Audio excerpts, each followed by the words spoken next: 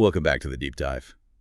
So our last session was all about defining the cloud, understanding that global neighborhood of data centers. Today, we are really moving into the engine room. We're talking about renting the actual computers, the servers that run pretty much everything. Yeah, this is where it gets practical. We're moving from the why of the cloud to the how.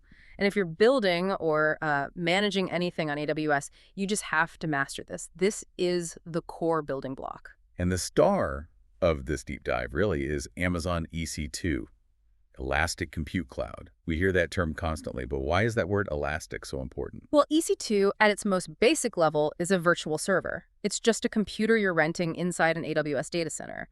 But that elastic part, that's everything. It means you get secure, resizable compute capacity. You're not just renting one box for 4 years and, crossing your fingers. You can shrink it, grow it, change its whole hardware profile in minutes. And that resizable part is the real game changer from the old days, right? Where changing hardware meant taking everything down for hours. Hours, if you were lucky. Exactly. EC2 is the core horsepower. It's the virtual engine that forms the backbone of almost everything on the platform. Doesn't matter if it's a simple website or some hugely complex machine learning model. Okay, so our mission for this deep dive is to give you a kind of strategic blueprint. We're going to guide you through picking the right server body, figuring out how to pay for it wisely, and then making sure that whole system can handle a sudden flood of traffic without, falling over. So let's start with choosing the right machine. When you first look at the options for EC2, the instance types, it's just overwhelming. It feels like a car showroom with literally hundreds of models. You've got general purpose, compute optimized, memory optimized. I mean, why so many? Why not just one default server? It's a great question. And the fascinating thing is that every piece of software has different needs, different constraints. You don't want to overpay for a resource you're not even using. I mean, you wouldn't hire a world-class chef to answer the phones, right? Different jobs need different skills. That's a great way to put it. Okay, let's stick with that analogy, like staffing a business. Right. So general purpose instances are your standard versatile choice. They've got a good balanced mix of compute, so CPU.memory, which is RAM, and networking. They're your all-rounders.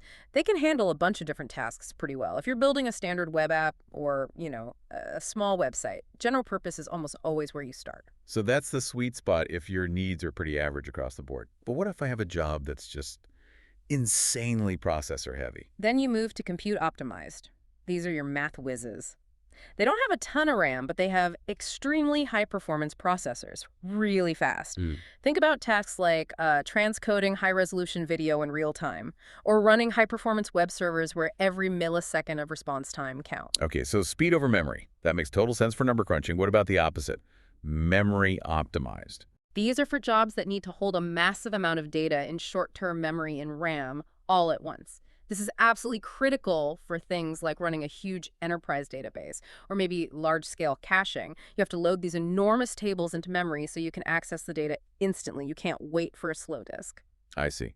And the strategy here is critical. If I pick a memory-optimized server for a job that's actually compute-optimized, I'm not just wasting RAM.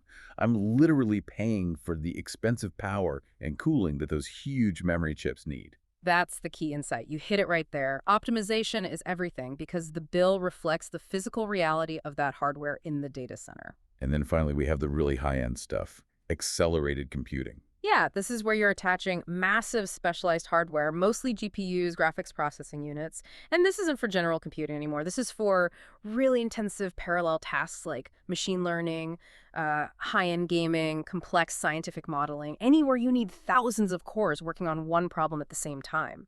Got it. Size the server to the task. Avoid waste. Okay, so speaking of paying, let's talk about the money. Cost efficiency and the pricing models.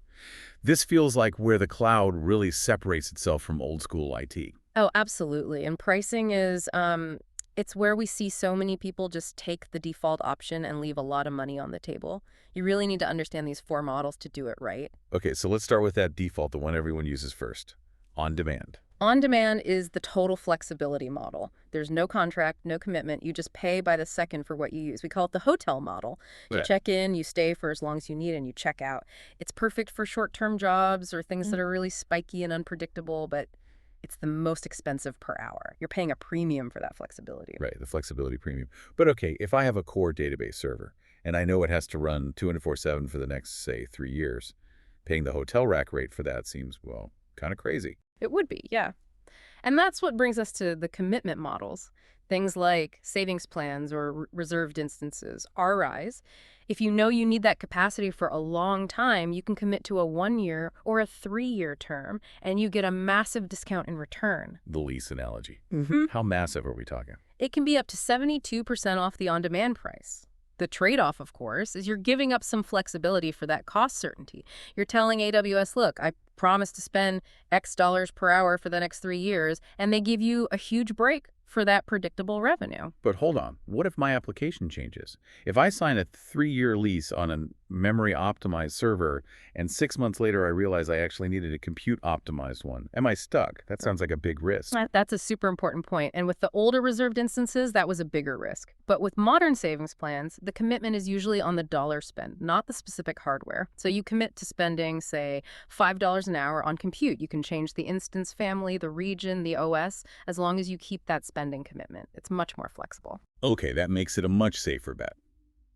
Now for the really big discount, the one you call the wild card, spot instances. Right. Spot is where AWS auctions off its spare unused capacity, servers that are just sitting idle in a data center.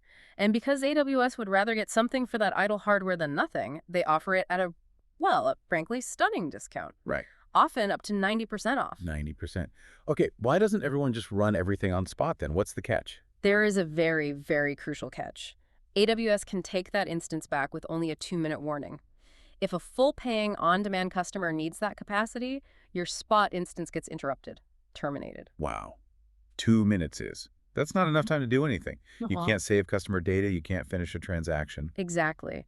Which is why this model can only be used for interruptible tasks. Think background data processing, rendering video files, running tests, anything that can be stopped and restarted later without causing a disaster. You would never, ever run your main website or your e-commerce checkout on a spot instance. The risk is just way too high. So that's the takeaway. On-demand is pure flexibility. Savings plans are for certainty. And Spot is all about managing risk for a huge reward. Okay, so we've picked our server. We figured out how to pay for it. Now we have to make sure it can actually survive in the wild. How does the cloud handle the difference between, say, a quiet Tuesday afternoon and the massive rush of a Black Friday sale? This has to be where auto-scaling and elastic load balancing come in, the dynamic duo. This is it. This is the automation that really defines the cloud. It's what keeps your business online and prevents that costly downtime. Let's start with auto-scaling. What's it doing besides just adding more servers? It's basically dynamic staffing for your app, but it's all based on rules you define, metrics.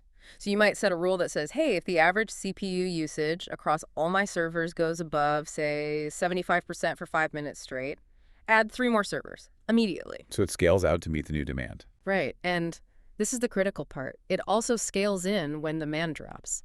If that CPU usage falls back below 40%, auto-scaling automatically terminates the servers you don't need anymore. This is huge for cost control. You stop paying for them the second they're not needed. No one has to wake up at 3 a.m. to shut them down. Okay, so auto-scaling manages the number of servers, the supply of horsepower. But if the system suddenly adds 3 new servers, how does the traffic know they exist? Where do the new user requests go? That's the job of the elastic load balancer. The ELB. The ELB is the traffic cop. It sits at the front door of your entire application. Every single user request hits the load balancer first. And its main job is to make sure no single server gets all the traffic and falls over. Precisely. The ELB is constantly running health checks on all the servers behind it. It intelligently sends each new request to the healthiest, least busy server available. If server A suddenly crashes or becomes unresponsive, the ELB just stops sending traffic there instantly. All new connections go to server B and C. It's like built-in business continuity. And I'm guessing the link between autoscaling and the ELB has to be seamless. It is. They're designed to work together perfectly. When autoscaling launches a new server, the ELB sees it, runs a health check, and starts sending it traffic all within seconds. The two of them together make sure you always have enough capacity, but never too much. This is where things get more architectural. We're moving from just hardware to how you design the whole system. The source material brought up these concepts of monolithic versus microservices and tightly versus loosely coupled systems. This sounds like the difference between a system that breaks gracefully and one that just shatters. It really is. It determines the fundamental resilience or fragility of your whole application. We can simplify it with an analogy. Imagine you're fighting a fire with a human chain, passing buckets of water. Okay, got it. Hand to hand, passing the buckets down the line. That direct hand-to-hand pass, that is a tightly coupled or monolithic system. Every component, every person depends directly on the person next to them. It's simple to set up, sure, but if one person sneezes or drops a bucket, the entire chain stops. The Yeah. whole process fails. Single point of failure that brings everything down. So how do we Yes. make it loosely coupled? We add a buffer. We use a service like Amazon SQS, the Simple Queue service. So instead of handing a bucket directly to the next person, I just put the bucket on a big table that's sitting between us. That table is the queue. Ah, the table is the buffer. It decouples the work. Exactly. I, the first component, can work really fast and put 10 buckets on the table. If you, the second component, are running a little slow, it doesn't matter. It doesn't stop me. Huh. I can keep working and filling up that buffer. The two parts of the system don't have to operate at the same speed anymore. So a loosely coupled system prevents a slowdown in one part from causing a total system crash. It just becomes so much more resilient. Massively more resilient, you gain stability, and you can handle these big uneven loads without breaking. And speaking of messages, the source also mentioned SNS, the Simple Notification Service. That feels a little different. Less about resilience and more about broadcasting. That's a good word for it. SNS is a publish-subscribe model. Think of it like a megaphone. One system publishes a single message to a topic like a news desk, sending out an alert.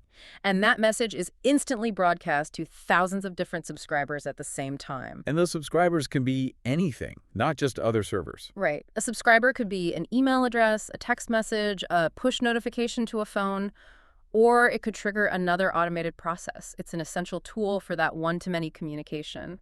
Okay, let's just step back and look at everything we've covered. It's a lot. We started with EC2, the virtual server backbone. We stressed how you have to pick the right instance type for the job, from general purpose all the way to GPU-powered accelerated computing. Then we dove into the financial strategy, understanding that trade-off between the flexibility of on-demand, the deep discounts of commitment with savings plans, and that high-risk, high-reward model of spot instances. And then resilience, the dynamic duo, auto-scaling to manage capacity, and the elastic load balancer to direct traffic and keep things online. And finally, we saw how architecture with SQS can decouple your services and make them fundamentally more stable. You ready for a quick test on these core ideas? Yeah, let's do it. Let's see if the strategic thinking landed. Okay, scenario 1. You got a huge batch processing job for thousands of photos.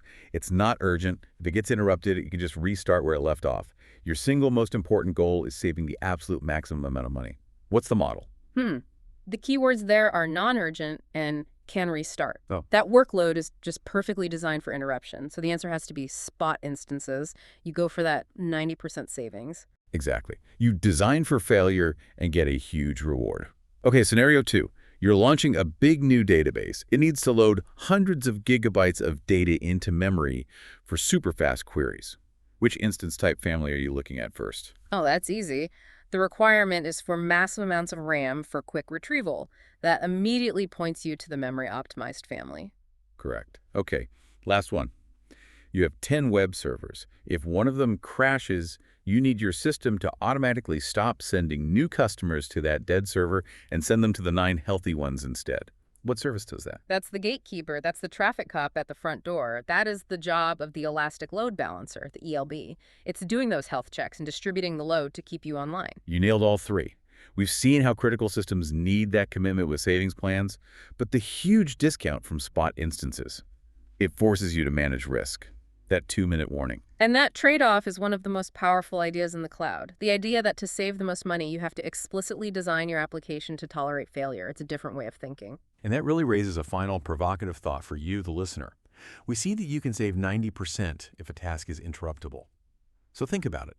What crucial tasks in your own work, or even your life things that are expensive right now but not truly time-critical, could you redesign to become interruptible and capitalize on the same kind of massive trade-off? Something to think about.